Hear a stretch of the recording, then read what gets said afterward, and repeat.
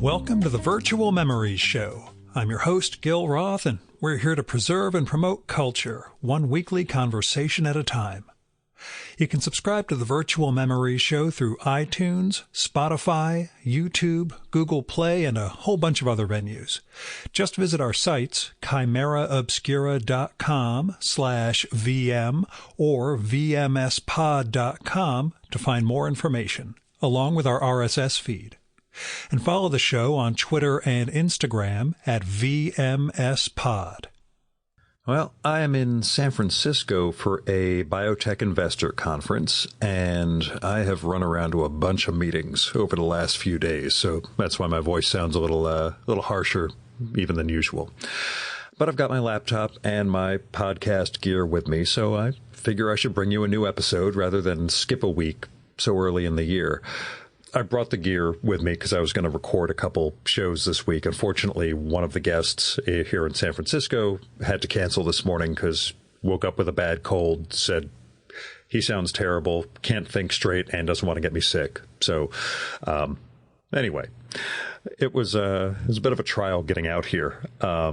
We got snow the night before my Sunday flight, and it was actually pretty heavy, turned into sleet, which made it fewer inches, but a lot denser. And I had to do a lot of shoveling in the morning so I could go board a plane that had been grounded by the FAA because of explosive decompression issue the day before. But I cleaned the driveway, got to the airport, boarded a replacement plane, thankfully, and made it out here. Now, it has been day after day after day of meetings, but tomorrow I finish up, fly down to LA for a couple of days, planning to record with the cartoonist Sammy Harcum, who I've wanted to sit down with for years and years. And he finally has his great magnum opus out, this graphic novel called Blood of the Virgin. Anyway, we're going to sit down and talk about that. My pal Celia Paul, another past guest, she's coming over from London to set up a new exhibition of her paintings. So I'm sticking around an extra day to connect with her and watch what that process is like and get to see some of her work. We might record a little something, but we'll see. Also, for those of you who keep up with the minutiae of my life, that means I'm going to be out there for my birthday. I have no plans for that except maybe go to a Lakers game and finally hit the Getty Museum, which would be nice after like 6 trips to LA to finally go to the big art museum. But I'm sort of playing everything by ear at this point, which is weird for me. I figure I should be a little looser in my old age. What that translated into was, I'm recording this on Tuesday. Earlier today, I finally booked my flight from San Francisco to LA, my hotel, and my car rental. I had left all this stuff completely up in the air and then realized I should take care of that before I actually leave here. I tend to plan a lot otherwise. I'm really trying now. We're going to see if this is a new Gil or just a Gil who was overwhelmed by stuff and didn't get around to taking care of what he needed to get around to. But anyway, enough about me. Let's get to this week's show. So my guest this time is Ed Subitzky, who is one of the great humorists and cartoonists to come out of the National Lampoon magazine era. New York Review Comics recently put out a retrospective book of Ed's cartoons and some of his prose called Poor Helpless Comics with an exclamation point. And it is an absolutely marvelous collection.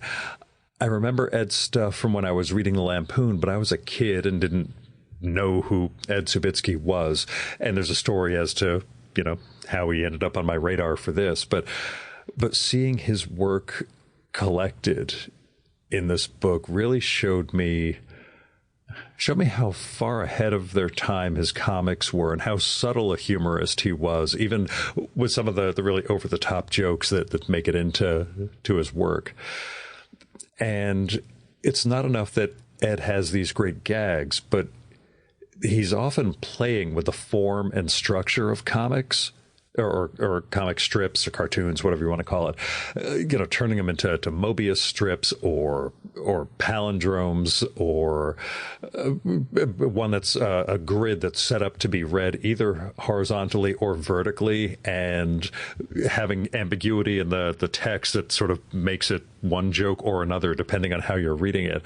And beyond all the formal craziness he engages in, Ed manages to make really laceratingly funny jokes without being hurtful. And given the era in which he was doing a lot of these comics and some of the other stuff that appeared in the Lampoon, that is no mean feat that he was able to be funny without punching down. And he does all of this in this thin, stable line from a type of pen that he's going to discuss in the conversation, and in a style that his wife calls the can't draw style of cartooning. He gets across everything he needs to get across, and has this well, he found his mode. We'll just put it that way.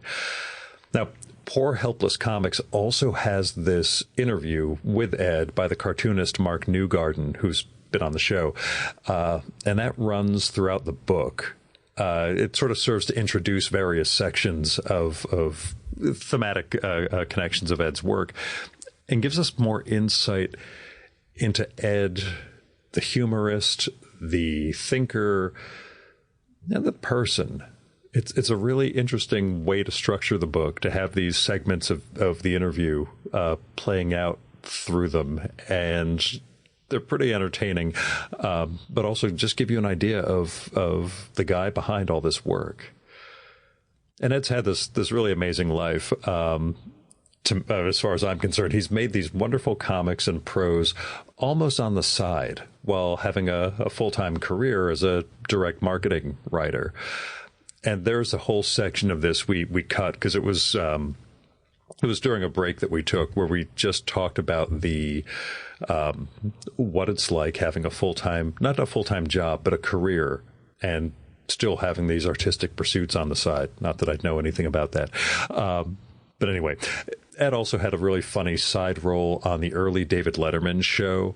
And it talk about it in Poor Helpless Comics. There's a couple of pieces of what that's like, but we didn't have time to get into it in this conversation because I would have launched into the podcast I did with Merrill Marco, and that would have gone in a whole nother direction. And anyway, this was a nice Sunday afternoon conversation. We didn't have time to talk Letterman, but you should go get Poor Helpless Comics and just revel in Ed's gut-busting humor, his play with how comics work, his curiosity about consciousness, which we talk about and which he deals with explicitly in some of his later comics, but implicitly in a lot of what he's doing is the question of, how do we know what we think we know? It's well, again, this whole thing was illuminating, and I'm awfully thankful for New York Review Comics for putting this out, for Newgarden for putting it on my radar all those years ago. I also want to thank the great comics journalist and interviewer John Kelly, who interviewed Ed recently for the American Bystander and who nudged me to follow up with Ed and make this podcast. Thanks, John. Anyway, as caveats go, Ed's wife, Susan, accompanied us, and she chimes in a couple of times. So that's who the third person in the conversation is. Oh, and when Ed mentions Lucas at New York Review Books, he means Lucas Adams. Now, here's Ed's bio. Ed Subitzky is a cartoonist, humor writer, and performer. A contributing editor at National Lampoon for nearly 2 decades, he also wrote and performed for the National Lampoon Radio Hour. He went on to write and perform for several seasons of the David Letterman show. His art and writing have appeared in the New York Times, American Bystander, and the Journal of Consciousness Studies, among others. He lives in New York City. And now, the Virtual Memories conversation with Ed Subitzky.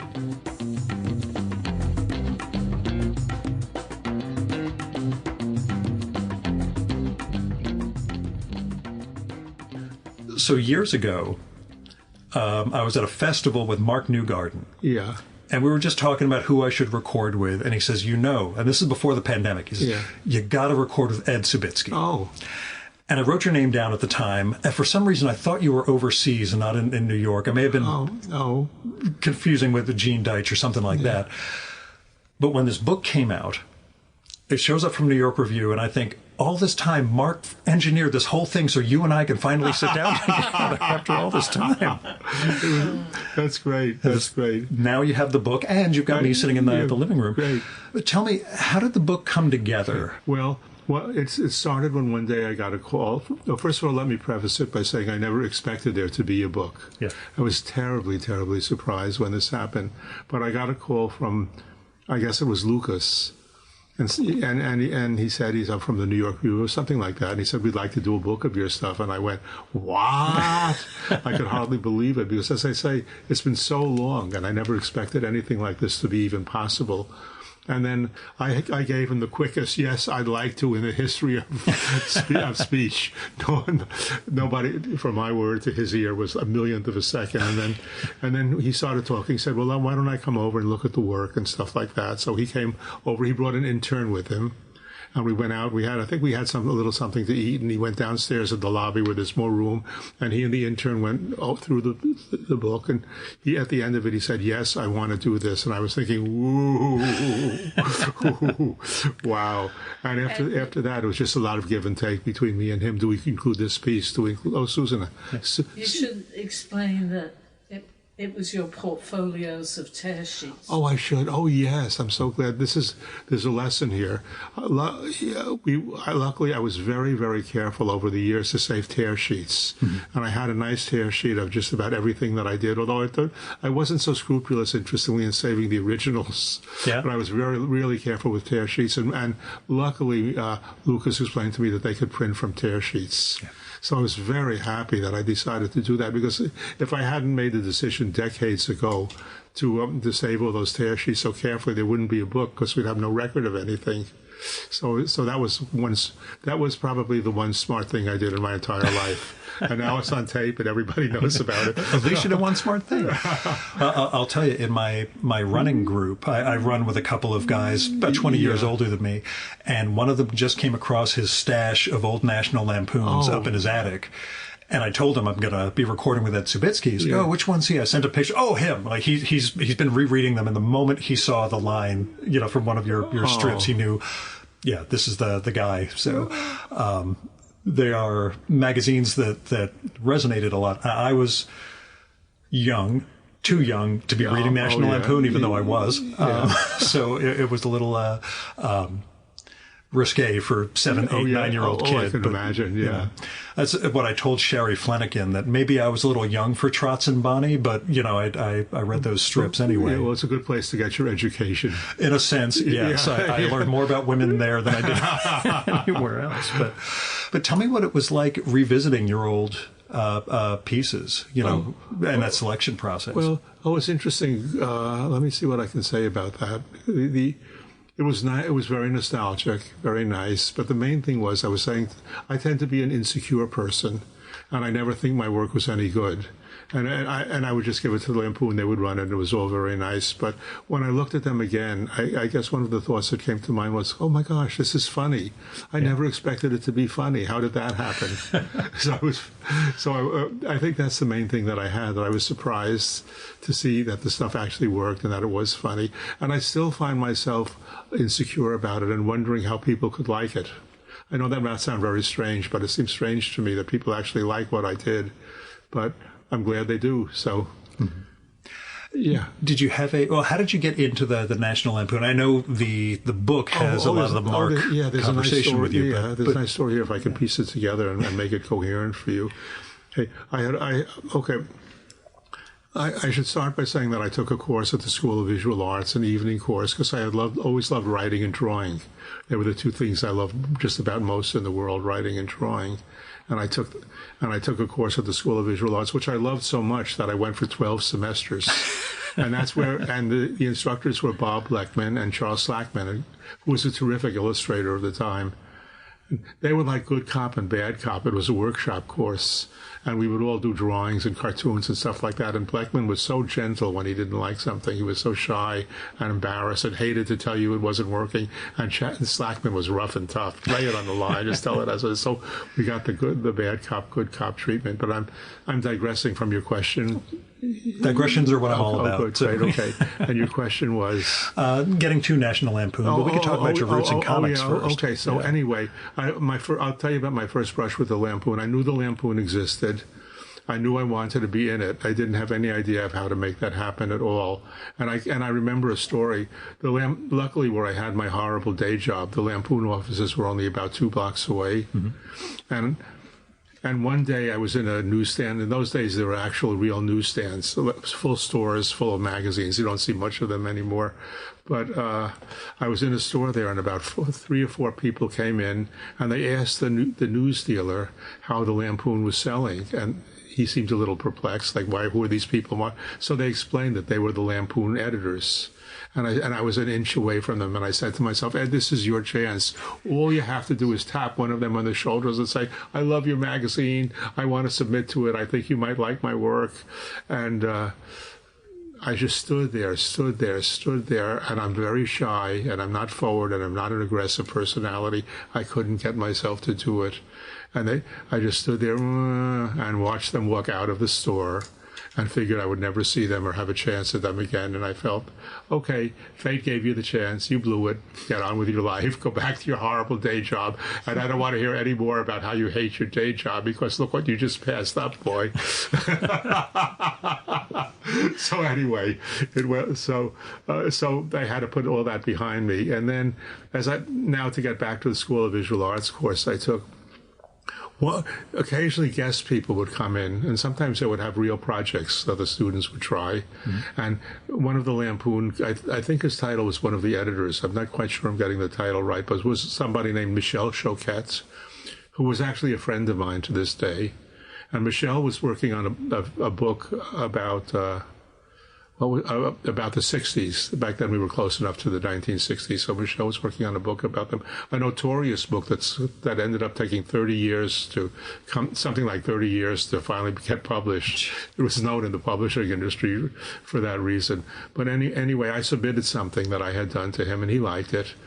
And in order to keep it moving, I had to go bring him stuff and talk to him and stuff like that. And the convenient place to do it was the Lampoon offices. Mm-hmm. So thanks to Michel, who did use my stuff in his book, I ended up in the Lampoon offices with the Lampoon people surrounding me. And because I guess I had been pre-introduced or pre-washed or whatever you want to call it, made ready, and I was able this time to have the courage to chat with them a little bit and mention that I had work that I liked. And Michelle may have helped. It's dim memories now. Michelle probably helped a little bit too. But anyway, they liked my stuff, and I submitted stuff, and it began that way. The first piece that I submitted to the Lampoon were a bunch of little comics, quarter pages, half pages, and they took them all. So my thought was, Ed, you blew it in the magazine store, but this time you've done something. Congratulations. This is great. And they started using my stuff regularly. What was it about the Lampoon that appealed to you? Oh, just a humor magazine. Yeah. That's all. I just loved humor. It was just humor. It wasn't it that it was like that particular aspect of... I didn't know that much about it or care that much about it. I just know it was a magazine. It was published. It was on newsstands. It was funny. And I had always loved comic strips and humor and stuff like that. So I figured this would be the place for me if I can somehow engineer getting to them and getting into it. And I think that's pretty much the story of me and Michel Choquette in the magazine store. Yeah. So, it all comes together. Yeah, works nicely. But what brought you into cartooning to begin with? I just, as one of my earliest memories is that I just would always spend my time drawing comic strips, even when I was like 5 or 6 years old. I could tell you a story. My father was a glazer. He put in glass for a living, and he had lots of glass in his store. And the glass came with sheets of paper between each pane. And I would have to stay there sometimes when I guess nobody was around to take care of me or something. And I would pull out the sheets of paper from between the glass panes and draw comic strips all over them.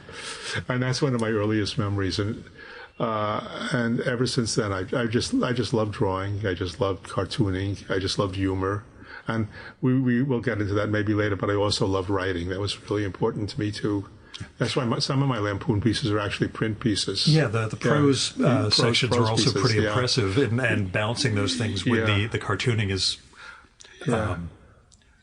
it's a sign that you were not a one-trick pony, basically. And already, this is a very common and typical story, but already, if I'm remembering right, when I was doing all of those cartoons and stuff on the paper and at home and everything like that, my parents said, they didn't like that very much. The usual thing if a kid who's got some drawing, or I won't say I had talent or had whatever, being, poo-pooed by society and his folks and stuff. Very common story. Yeah. I'm sure you've heard a lot of that in your travels and your interviews. Well, it's usually you guys are the ones who didn't stop drawing. Everybody drew when they were kids. You were the ones who managed to keep going. Kids love to draw, and I just kept doing it and doing it and doing it.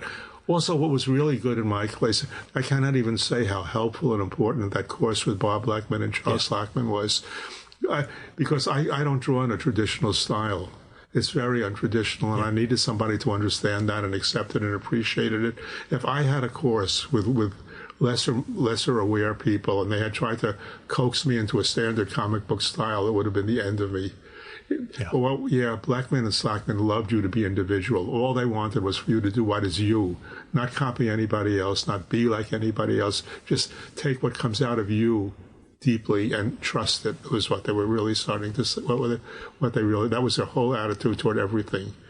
And in fact, so anyway, when I was new in the class, I don't know, that might be through the third time. I was going to say your third or fourth time through. I don't remember exactly. But anyway, when I was new in the class, at the end of the class, Blackman and Slackman both came up to me and said, "Ed, we'd like you to try something." And I said, "Okay, I'll try anything. What is it?" And they said, "There's a certain kind of pen we want you to try drawing with." They said it's called a rapidograph. And I think it's mostly used by architects and people who need really straight lines. It gives a very thin, even line. And when I started using the rapidograph, everything opened up to me. It was exactly right for me. My style was perfect for it. Its style was perfect for me. It was just absolutely what I needed. And Slackman and Blackman gave it to me, and I am very grateful to them for that, because I'm repeating myself, but if I had been in a class with a traditional people who tried to shoehorn me into anything else, it wouldn't have happened. I don't have those kind of skills. In fact, Susan, my wife, who's sitting next to you, of course, but she calls my work the can't draw style. Because it's so unslick, and the lines. So, Susie, you can explain if you want why you call it the can't draw style. A lot of cartoonists look like they went to art school. And they could draw the Brooklyn Bridge for you very realistically. Right. They could draw the nude on the couch perfectly. And he had no art training whatsoever, so he can't draw the Brooklyn Bridge. He can draw something that he will say is the Brooklyn Bridge. Somebody will point and say, "Look at the Brooklyn Bridge."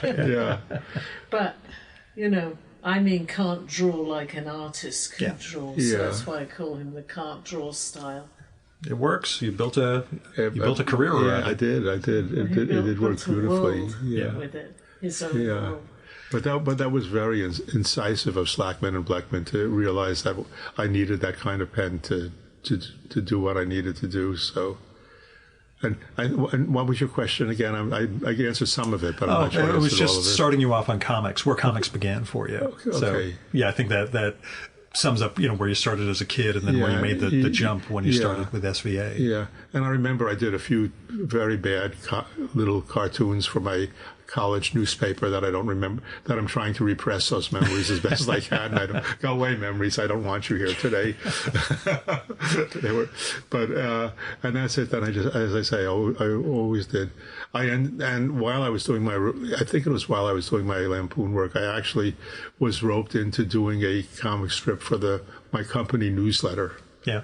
Yeah, which was okay. I didn't mind really that much. It was fine. Yeah, but it's not what you wanted to do. No, as not at form.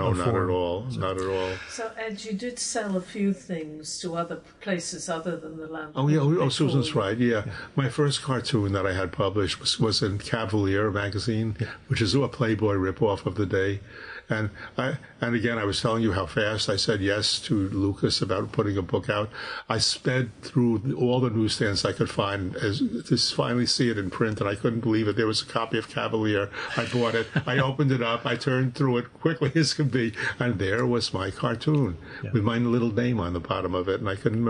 And that was a big moment for me, a very big moment. I never quite got over the fact that my work is appearing in publications that lots of people read. It's I never lost that feeling that I had that same day with the first one. Somehow it always a little, not all of it, but a little of that feeling. Yeah, there's still a charge. Yeah. Did you feel like you belonged with other cartoonists as you started to get more confident and build a career? I have to get personal here. I have never in my entire life, not for 1/100th of a second, felt that I belonged anywhere or with anybody. I believe that too, though. Trust me, the more artists I've sat down with, some of them are that aspirational. I finally felt like I belong. The other ones are like, I'm a monster and I should never belong anywhere. There's. So anyway, that was you. No, I guess the Lampoon was close to where I felt I belonged, but not entirely. There's another side of me that I might want to get into, which is slightly related to this, which is there's another thing that I love in my life, which is science. Yeah. I'm a real science nut. I read it's just layman stuff. I can't understand anything really heavy, but I love that. And why was I bringing up that and relating it to what we had been talking about? That sense of belonging or not belonging. Oh yeah. But I don't. But I don't even belong there. I don't think. But there is a comparison. There is a cartoonist in England named Tom Gauld. Oh, I love his work. Yeah, and he does a science comics and he does a literary comic. So that was my thought, that you do have at least an overlap there. I think he's brilliant. We have New Scientist magazine. That's what he's in every year. Yeah. I just read his latest one. He's hysterical. He never misses. Yeah. He absolutely never misses. Yeah, we've sat down twice now to record, and that was when I was reading, the interview section of this book, and the bit on science. I'm like, there was a Tom Gauld overlap here. You got some connection there, so you should feel like you belong. Oh, that's at least great. In a cohort of two. Yeah, can I just say, I don't need to interview you, but can I ask you what he was like? Good people. He was very friendly. The second time we recorded, it was in a hotel in Brooklyn that had nowhere to sit. It was this little, like almost a capsule room. And so I think he sat on the edge of a bed. The microphones were on the bed. I sat on an exercise ball that we brought in from the gym. And that was for an hour or so. It was just keeping my core straight while we talked. But yeah, very good, polite. Because he's English, you never know if he's actually feeling anything or covering it all up. But we had a good conversation, I think. It really went well. But yeah, The Revenge of the Librarians was his new book. It was the literary comics instead of the science ones. I'd love to see his other work. Yeah, But that's funny. It is kind of like me. The arts and the sciences combined into one. And it's something I'd wondered. Your comics show both density in terms of how you're approaching text and image, but also those formal and almost meta trickery things, those structural things that you're doing, almost from the beginning with the comics that are in here.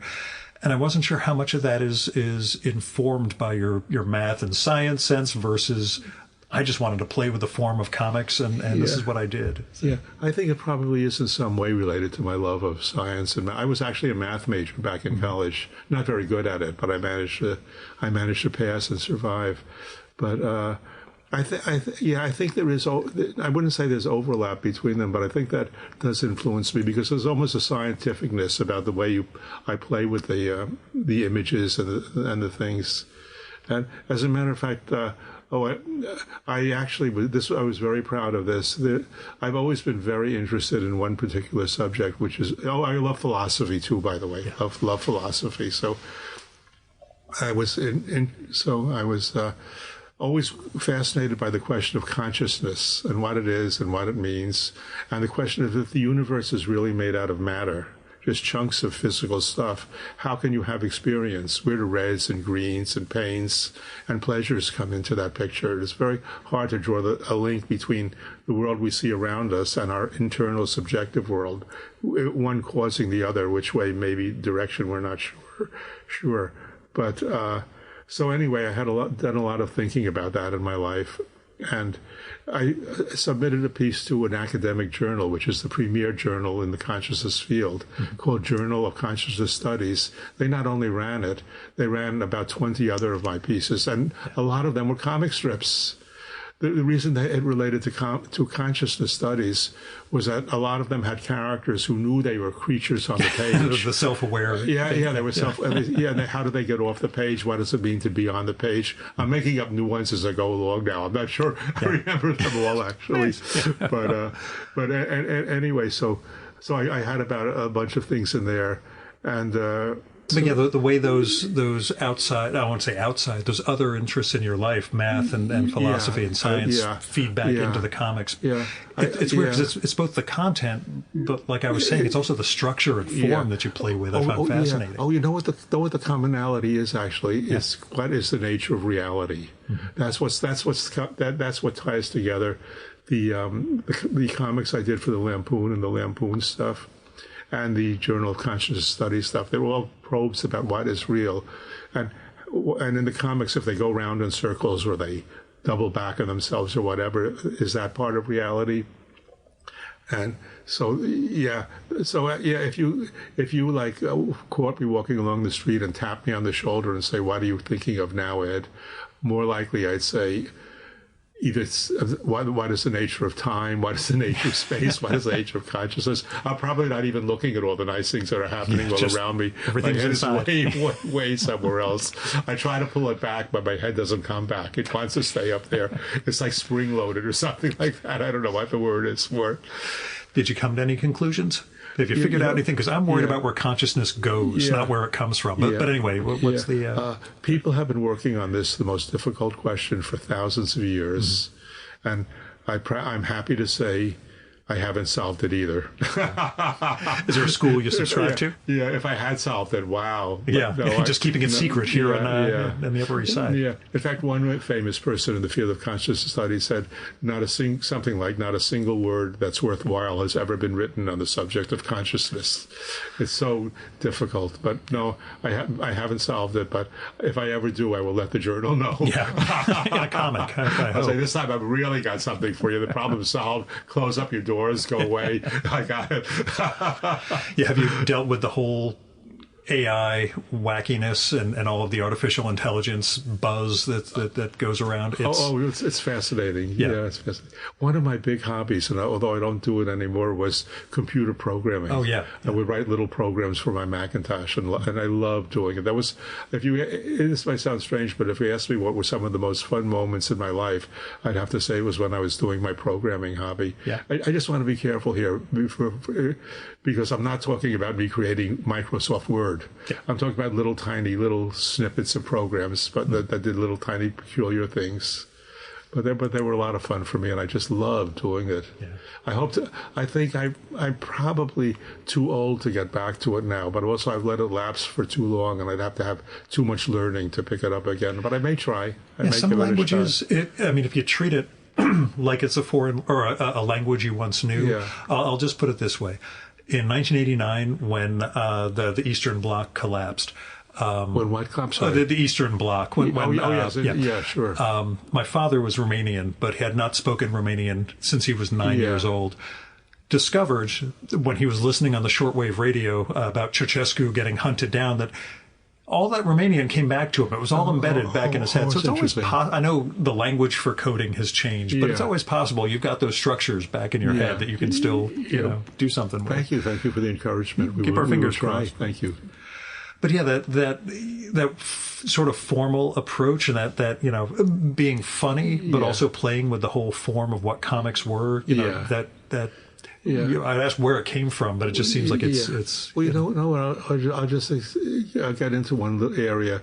I actually, especially in my comics, never did much thinking about them. But and when it comes to form, I know. I'm sorry to interrupt. Sure, I know what it is. I was explaining how I work. Yeah. And and I work in that things just pour out of me. I don't piece them together bit by bit. And I usually have no idea where they came from. Yeah. I'll sit down at the drawing table and say, well, it's time for another submission to the Lampoon, and then I would go, wah, wah, wah, wah. They would be on paper, and I would bring them into them. I didn't analyze what I was doing. I didn't base it on anything. I didn't think about it, really. I just sat down and waited for it to pour out of me, and it most often would pour out of me, and pretty quickly. Now, I used to take my print pieces through several drafts. In those days, there were drafts. That was pre-word processing. Yeah. Today, there are no identifiable drafts. You have no idea. But in those days, there were. And the prose pieces needed more. Yeah, so anyway, so I tend to, my comics most of them just came out right immediately. So it's very hard for me, unfortunately, to answer questions about where they came from because I really don't know. I don't know what they're related to in the rest of my life. I don't know. All I know is it'd be fun to make a submission to Lampoon now. I haven't given them anything in a couple of weeks. Yeah. And let's see what put something comes together. out. Yeah. Yeah. It's like, it puts me in mind of when I recorded with Sam Gross years ago. Oh, I miss him. It was pretty early on. Yeah. Roz Chast connected us and said, you've got to sit down with Sam. He lived near here, right? Oh, yeah. I've had them. I was a friend of his. Yeah. We used to hang out. And he would tell me about he was only doing the gag panels. Yeah. But he would just tell me every week, every Tuesday he would lie there tripping and at his term and come up with the ideas, and Wednesday draw and bring them to New Yorker and then shop them around. Yeah.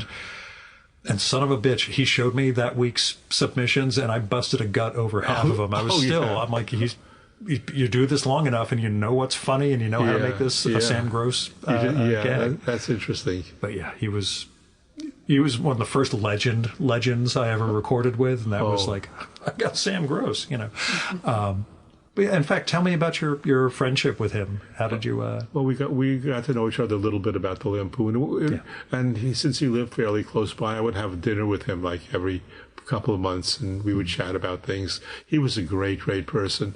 He was I don't know if this is quite the right word. I used to call him the patron saint of the cartooning in business, because anytime a cartoonist had a problem, you call Sam, and he'll work it out for you, or he'll tell you what to do. He loved his gruff exterior, but that was just a persona. He's really the sweetest, kindest guy you could imagine. You saw that when you interviewed him. I saw the same thing. Yeah, he was very, very giving. But looks like he's. But he was very giving and very good natured and sweet. I had this moment where he showed me the binders with all of the records of everything, because every comic was numbered, and he had the sales and all this, and I had this moment of, we could computerize. No, I'm not going to bring this up. This has worked for him for 50 years. He does not need to start digitizing everything in his 70s and 80s. No. Yeah. I realized just those binders are doing just fine. He's been doing good on his own. Yeah. It worked okay. Yeah. But, when we're talking about structure, one of the interesting things about this book is that it's almost organized around these interview segments, or this conversation between you and Mark Newgarden. Yeah. How did that decision, or how did that structure come together? Was that were you involved in? Okay. Oh yeah. Well, I think what happened was first they wanted me to do a little interview for some information. I think Susan, you can correct me if I'm wrong, but it was informational, just a little thing so they would get to know about me better and stuff like that. I think at the beginning, and I think if I'm right, Lucas never told you or me what the interview was for. Oh, that's right. They never told us who Mark Newgarden was, and actually we didn't know him or his... You guys didn't know Mark? He's had a light on you for years now. How nice of him. How nice of him. He knows just about everything Ed has ever done. Yeah. He's familiar with. I think what happens was after the interview they had liked it and they were pleased with it, and they decided to expand its presence in the book. Because the way they break it out, it fits the different themes and covers along very well. Yeah. So it's a really I had ingenious nothing to way. Do with that. I wish I could say I did. Take the credit, please. It was a good idea. I'll take it. I'll take it. Well, but they weren't interviewing you, Ed. You did that's provide true. the content. You gave them enough to work with. But tell me about the sort of the difference then that you mentioned between making comics and doing these longer prose text pieces, Okay. and how that. Well, the only difference really, usually what I would get my nice little splurt for the first draft, and they would come out pretty quickly, but then they would but then I would take them through a second draft to smooth them out and add some stuff and take away some stuff in the third draft, and then maybe a fourth. And I always found that the one I used was usually a combination of the first and the third. Yeah, the first draft was nice and loose and spontaneous and had a really good feeling to it. And by the third one, it's getting more slick, but it's also getting a little less sincere and a little tighter and stuff like that. So I would take the first draft and usually end up taking stuff from the third draft and inserting it back into the first one. And that's how I did them. I did a whole bunch of them. Well, I also contributed where you wouldn't know that I was part of it. I used to contribute to their magazine parodies and their photo funnies and stuff like that. Photo funnies were great because they meant naked ladies. Sometimes. You don't have to tell me. This is pretty much why we look for National Lampoon as an 8-year-old with boobs. Yeah. You know, that's what a naked lady looks like. Oh my gosh! Because I couldn't always get to my dad's Playboys, so this way National Lampoon's right on the newsstand. I can you know. But yeah. So being part of the team, you weren't on staff at the National Lampoon, but you contributed. I was a with contributing editor. I never was a staff member. But they did offer you a staff position. They did offer me a job as one of the editors. The only trouble with that was they were offering me roughly half of what I was earning with my advertising salary. And I don't think this is a good thing about me, but I'm not the starving artist type. I just need a certain level of comfort and stuff like that. Many years ago, there was an interview with Burt Bacharach where they talked about the various types of music that he had studied and everything he could have done. And why did you go into that Burt Bacharach sound? And he said, I like fresh squeezed orange juice. I was like, I'm sorry, but I realized this is where I can make a good career for myself. That's me. Perfectly said. Well, Ed wasn't even sure he would have been able to hang on to this apartment. Yeah. You know. We have to make those decisions. That's why we end up doing things out of love instead of necessarily making a career. How did the art change for you, especially as you looked at your progression from the 70s onwards? What did you see about how your art has changed or how the writing has changed for you? I think the writing didn't change very much. I think that was pretty consistent. But the artwork, and Susan is aware of this. For better or worse, I think it stiffened up a little bit. Yeah. Some of my early pieces were incredibly loose. Like looks like I didn't make any effort at all. I just drew a man, drew a tree, drew this, drew that. But over the years, I think it became tighter, and I wouldn't say not even a tiptoe step toward being more realistic, but if you look at it, my very early stuff and my later stuff, you'll see I seem to have paid more attention to the drawings in the later stuff than I did in the earlier stuff. Do you think that's right, Susan? Because Susan really understands my work better than I do. A little bit, but I don't think your drawings really suffered.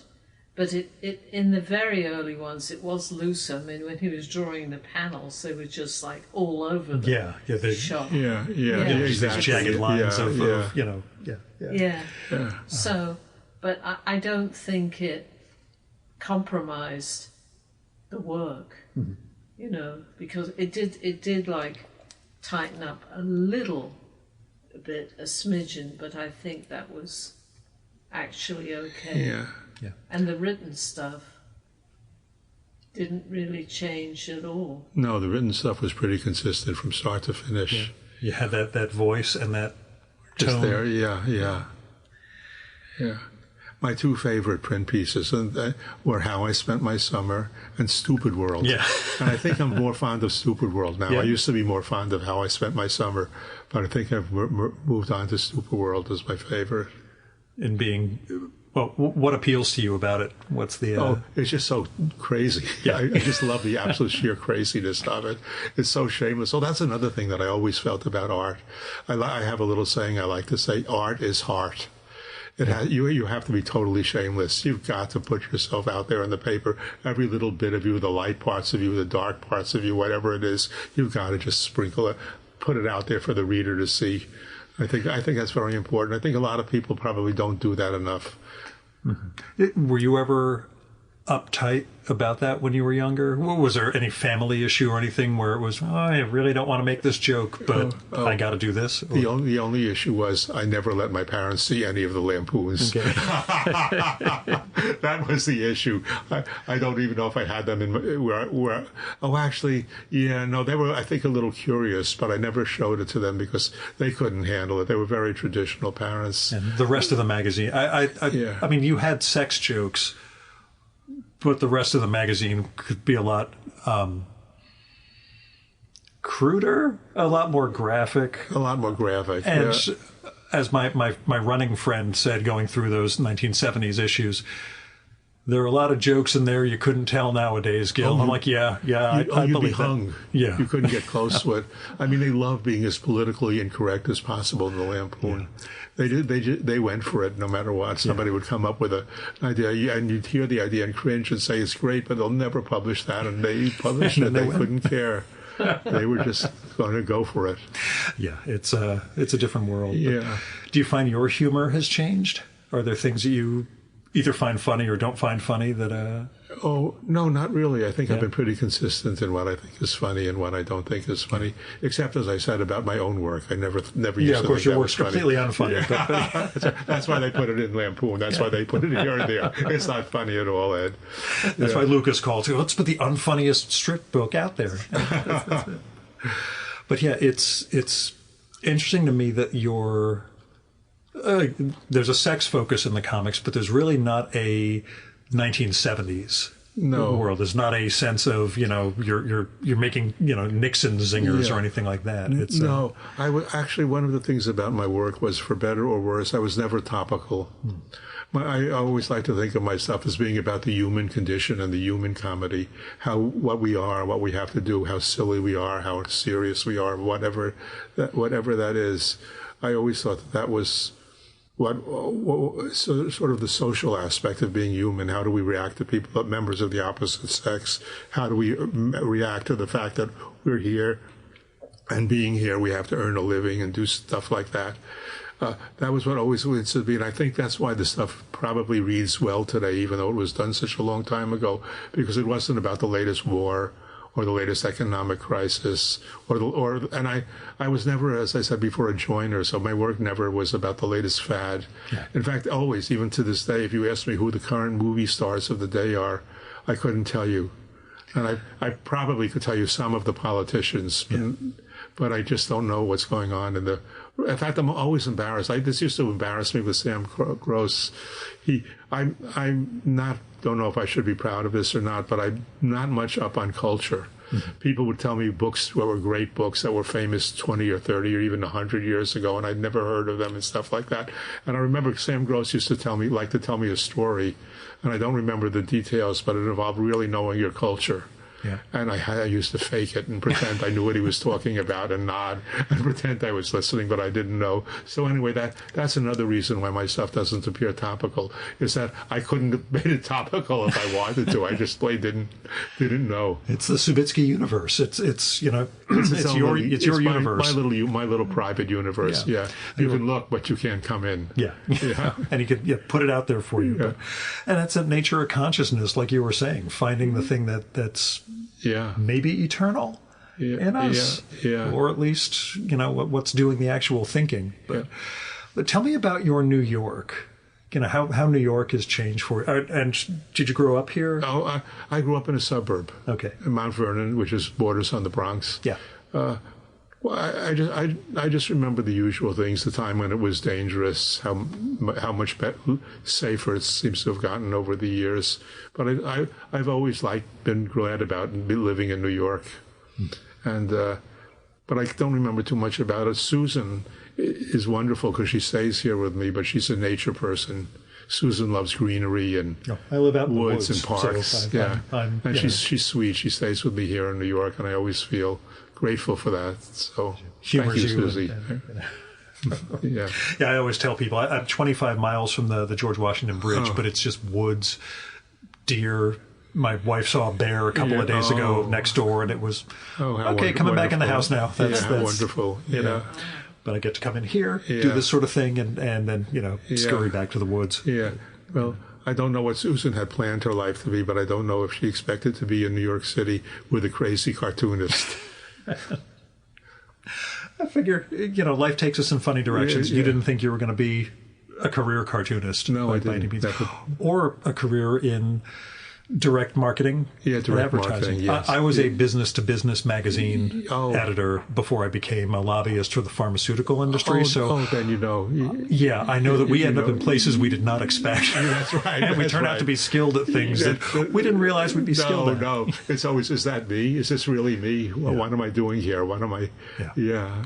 I after we finish, I will tell you how I got over the imposter syndrome of being a lobbyist. I would love to hear that. Yeah, there's an actual moment where somebody said something and I realized, I'm not the fraud. Everybody's a fraud. This is great. I'm completely free now. Everybody, that's wonderful. Everybody is. Yeah, I thought they were all going to catch me, but then I realized they'll never catch me because they don't want to be caught next. That's right. We're all faking it. They're faking it. I'm faking it. Me and them is faking it. Them and me is faking it. Yeah. I love it. Thank you. That's a great insight. Oh, it freaked me up immensely. Yeah, that's a great insight. Anyway, I've taken some pharmaceuticals in my life, including right now, that have helped me a great deal. So I have nothing against the pharmaceutical industry at all. But when we were talking about consciousness and all that, were the National Lampoon guys more hallucinogenic in their understanding of consciousness, or did you ever have any experience in that world? No, we never discussed anything like that. Good. Yeah. I wasn't sure if Yeah, I could tell you. Actually, what people I can tell what surprises people is that who meet the Lampoon people is that they were really basically hardworking publishing people. They weren't freaks. Yeah. They had very few long hairs and stuff like that. This is an ancient memory, and it may be wrong, but I always had the impression that there was one really long hair person there, and they used to send him to lecture on the college campuses and stuff like that. Because if you met them, you would never think they were possibly responsible for this. In fact, I always felt that people who liked my work and who met me were very disappointed. They expect me to have hair out to here, have 3 pipes in my mouth, be mumbling semi-profound idiocies and stuff like that. No, and all they meet is this guy who comes across as like a shy accountant. And they say, no, I want my image of you. I don't want you. Go away. In fact, did you have experiences like that? Did you meet artists or writers who you just... That is not who I thought I was going to be meeting. I don't recall. Okay. Not that I recall offhand. Because I never know if we have those impressions of people in advance. But yeah, in my case, I went into this. Just all I had was John Kelly's write-up about you at the Rizzoli bookstore. Yeah. I'm like, okay, I got an impression of who this guy is. No idea what he was like back in the 70s. That's interesting. Yeah. No, I was just like this back in the 70s. Yeah, the same thing.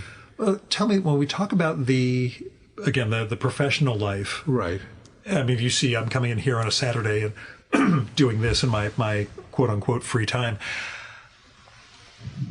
Did your professional life ever overlap with the cartooning? Did anybody figure out that, hey, he's a National Lampoon guy? Or did that stay pretty separate? No, they knew about it, but nobody ever made much about it or said much about it. Yeah. They kind of just didn't want to get too close to it, I think. I think they wanted to see me as the devoted advertising person.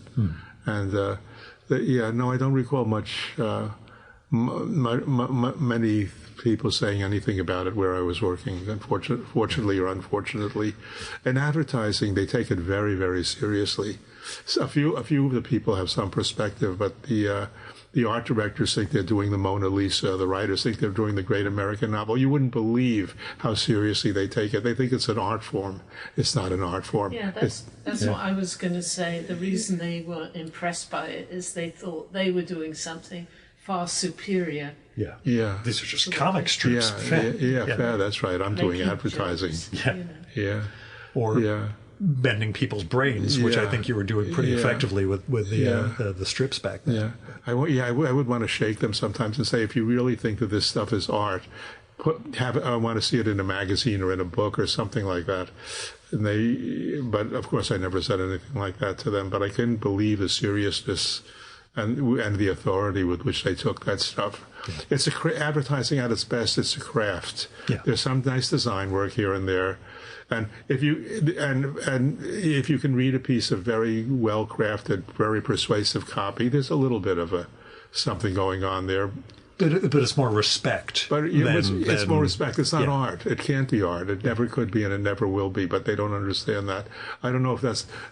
when I first got into the advertising business, every art director and every writer had the same story, including mine. This is only temporary. Yeah. I'm only going to do this for a few years while I get myself established, and then I'll do what I really want to do, and you'll see my work in the museums and stuff like that. Didn't we used to say that they all had the great American novel? They all had the great American novel of the under their bed. Yeah, you know. That's right. In the drawer, That's right next to the whiskey that they've got there. Yeah. Or the great American screenplay or something like that. Yeah. And I thought the same. I fell into that exact same trap, I have to admit. But you managed to balance that. I mean, you managed to do meaningful, non-advertising work. Oh, yeah. I just loved it. That's why. Yeah. And, of course, advertising in those days. What I wanted to say was, just in contrast to the people who had the great American novel, in these days, almost all of the people who go into advertising love advertising. That's what they want to do. That's changed. They no longer have that novel in their drawer. Yeah. What they have in their drawer, they're air proofs. Yeah. So that's it. It was maybe 10 years ago, a company or a guy I knew from the magazines invited me to speak at NYU because of the, I guess, master's class or something on PR. Oh.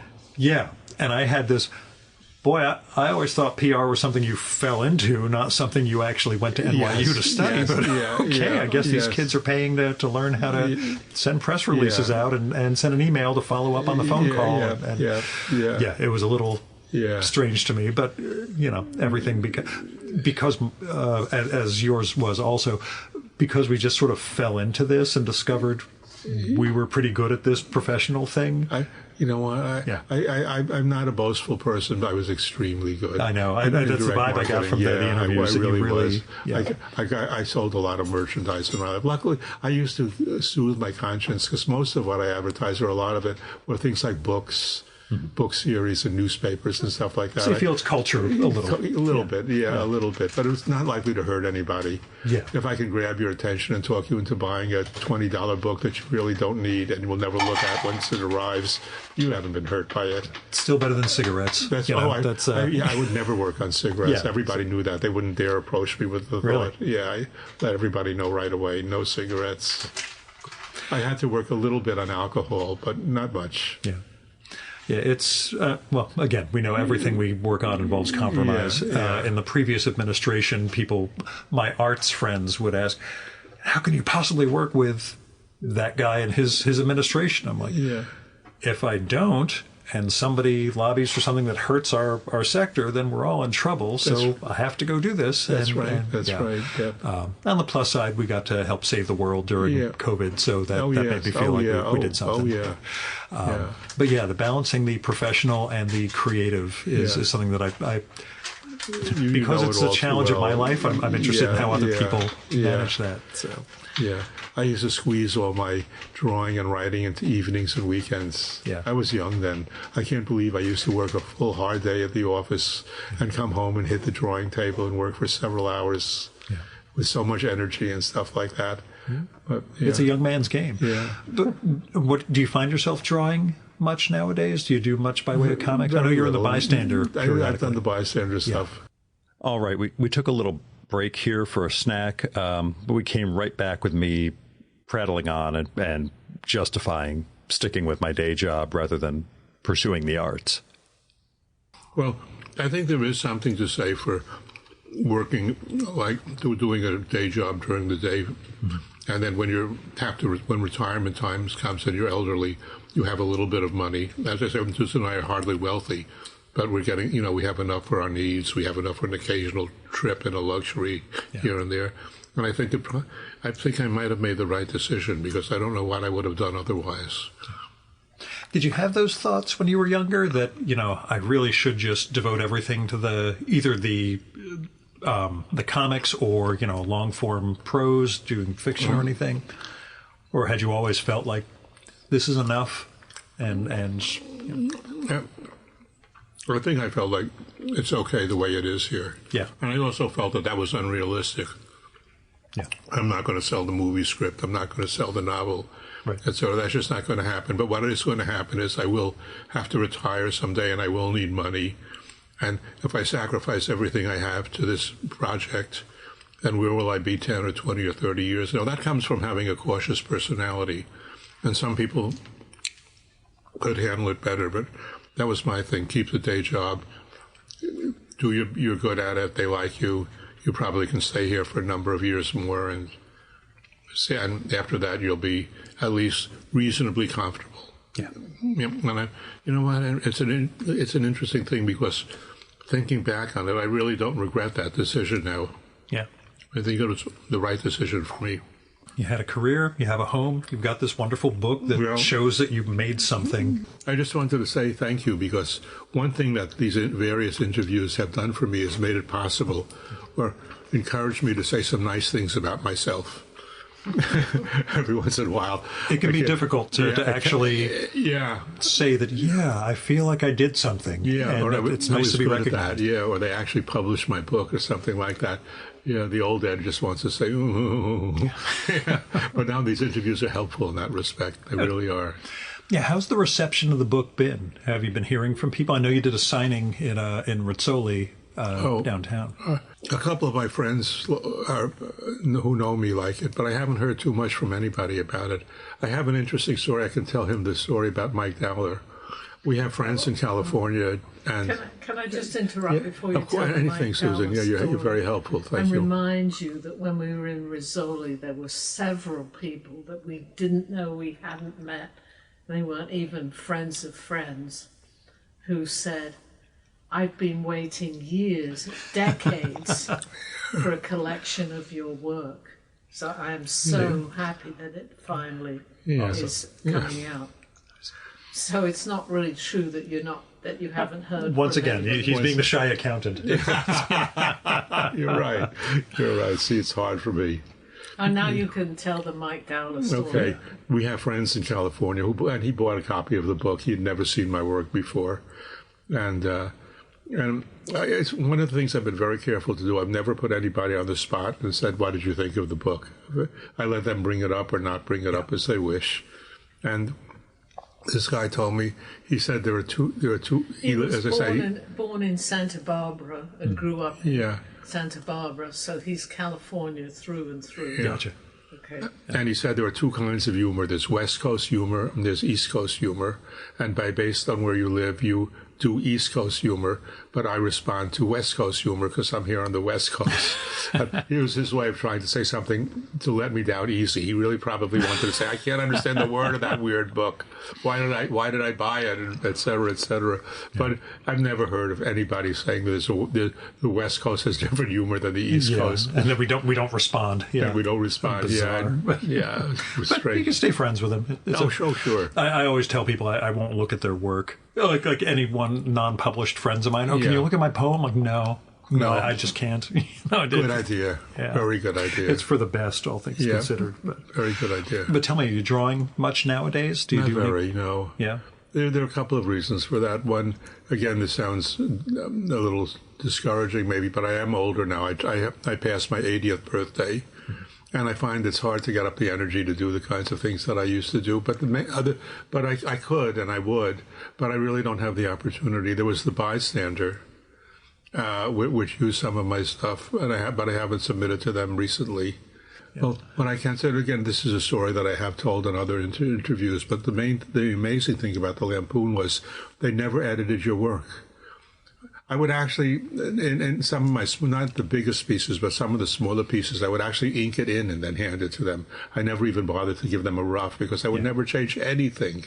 There was only, again, this is a story I have told, but there was only one time when they changed something. And again, in those days, it was pre-word processing. So it was a print piece, and I handed in the manuscript. And there was a couple of paragraphs that I thought didn't belong, and I crossed them out right on the page. And then Brian McConaughey, who was editing the issue, looked at it and he said, "Ed, you should keep these two pieces. So the only time I was ever edited at all from the Lampoon was put something back in that you had taken out, that you had mistakenly taken out. And as I've said, that is unheard of in publishing, I've come to understand. Unheard of. Yeah, I didn't realise that at the time. Yeah, that's the freedom of that sort of thing. Well, what was it like when you were contributing to the New York Times? You did some op-ed I did a few strips things for them. Well, that was because of Bob Blackman's son, I think his name was Nicholas, if I remember right. And he was one of the people there, and he invited me to contribute. It was a lot of fun. I did I don't remember how many pieces I did for them. I should have kept it going more, but again, it's that same thing we were talking about. The day job just eats up your hours. And I guess I just didn't have the time for it. And I knew my strongest point was in the weird, really weird stuff that would be too weird for the Times. So... And I wasn't up on politics and social issues as much as I might have been. Again, it's kind of like a lot of things that have happened to me. I kind of just let it drift away. I never made a decision, I'm not going to pursue this anymore. I just somehow let it fade out of my life and never understood why I let it fade out of my life. And maybe regret that I did, but I did. Yeah, were you going to say something, Suze? I thought it was that Nicholas Blackman wasn't in charge of that page anymore. Oh, was that it? See, she stays up on the day-to-day stuff, and you get to do the... I'm just laughing. I'm spinning this whole elaborate story about motivation and this and that, and I felt this and I felt that. No, the editor changed. No, they just changed the goddamn editors. But did you have any issues with the Times? Did they have editorial changes or requirements for you, or did you? No, they ran what you. They ran it pretty much. Yeah, they were the ones that I had published. They didn't change. That's a pretty good career, all things considered. That's why I was an editor at my magazine, so I was the last person to see anything. So. My own editorials would get a little flaky and weird, but and then the editorial director would get mad afterwards when it would come into print. But in that context, it all worked out pretty well. But are you happy? Happy with the book? Happy with where things are? Yeah, I'm very happy with the book. Yeah. There was a little give and take, needless to say. There were a couple of pieces I wanted to see in, but that they felt they couldn't handle. And I understood why, and they were very nice about it. They also sensitivity, yeah. And they also gave me. The opposite of that was they let me put in some stuff that they were a little reluctant about. They were very, very nice about it. Lucas is a great guy, and he kept saying to me, "Ed, this is your book. It's not my book." And my personality, as you may have survived, is to give in, deferring just a little. Don't fight, give in, let him have it. But he kept encouraging me to make it my book, and I think it is. I'm very happy with it. Actually, I can hardly believe it sometimes. When it I didn't know it was coming. When it showed up in the mail, I was just. An Ed Subitzky collection. Holy crap. This was... You've got champions, people who have adored your work for, as you've seen, for decades, who, it's got to be gratifying to know that it's all come together into an edition. For me, yeah. It is for me. So my last question, and I know you mentioned you haven't done much lately, but what are you reading?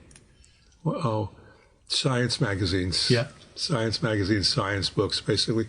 And I don't have much time for it, but I also got turned on to detective novels. Yeah. I love detective novels, and probably because I'm a timid person, I love to put myself in the shoes of the rough, tough, streetwise detective or something like that.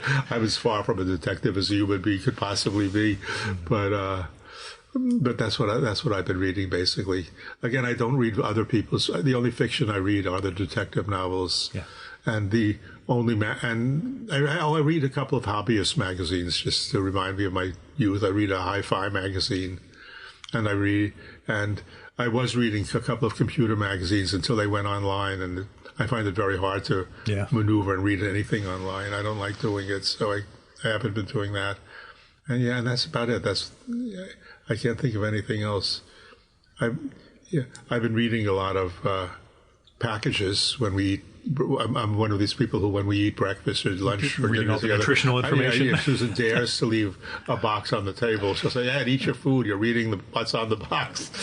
So In addition to what I've been reading, you can put cereal packages. Nice. That'll be the final word from Ed Subitzky. But thanks so much for coming on the show. I appreciate it. And I'm, like I say, as somebody who was reading The Lampoon far too young, that he should not have been reading it, these things all just brought me back to my prepubescent and sordid youth. But, this is a wonderful book. So thank you. Thank you so much, Gil. I really enjoyed this interview. Thank you. It was a lot of fun. Thanks.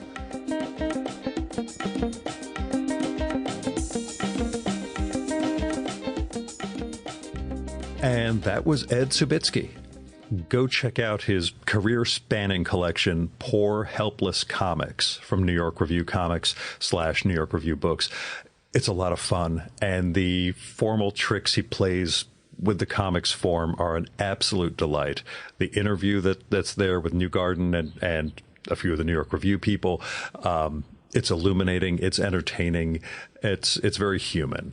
It's really a wonder. And as we talked about, Ed's got a timeless sensibility, so the 70s strips don't feel too 70s, if you get me.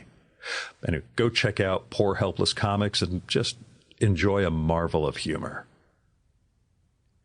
Now, you can support the Virtual Memories Show by telling other people about it. Let them know there's this podcast, comes out every week, even when the host is on the road and his voice is shot and blah, blah, blah.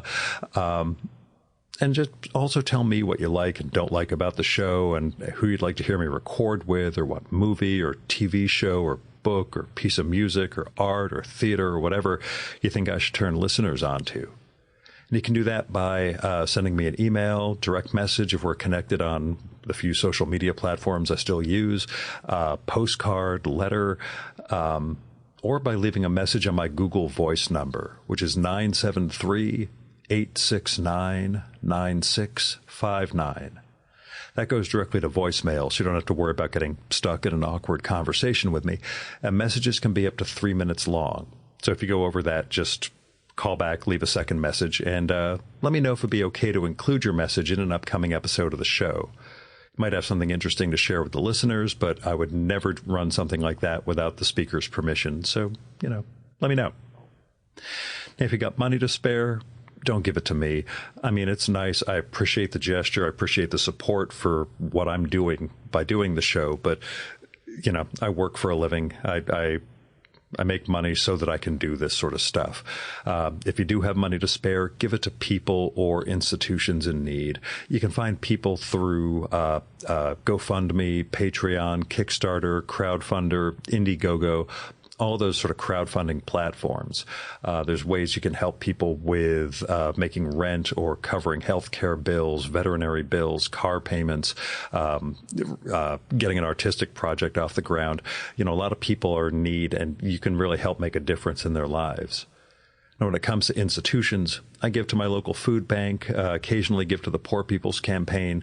I make targeted election contributions because I'm a lobbyist, but, that's just me. But there are all different things you can contribute to, Planned Parenthood, Women's Choice,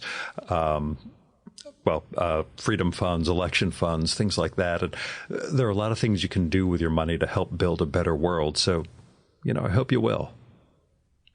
Our music for this episode is Fella by Hal Mayforth, used with permission from the artist. You should visit my archives to check out my episode with Hal from the summer of 2018 and learn more about his art and painting. And you can listen to his music at soundcloud.com/Mayforth. And that's MAY4TH. And that's it for this week's episode of the Virtual Memories Show. Thanks so much for listening. We'll be back next week with another great conversation. You can subscribe to the Virtual Memories Show and download past episodes at the iTunes Store. You can also find all our episodes and get on our email list at either of our websites, vmspod.com or chimeraobscura.com/VM. You can also follow the Virtual Memories Show on Twitter and Instagram at vmspod, at virtualmemoriespodcast.tumblr.com, and on YouTube, Spotify, and TuneIn.com by searching for Virtual Memories Show. And if you like this podcast, please tell your pals, talk it up on social media and go to iTunes, look up the Virtual Memories Show, and leave a rating and maybe a review for us. It all goes to helping us build a bigger audience. Now, you've been listening to the Virtual Memories Show. I'm your host, Gil Roth. Keep reading, keep making art, and keep the conversation going.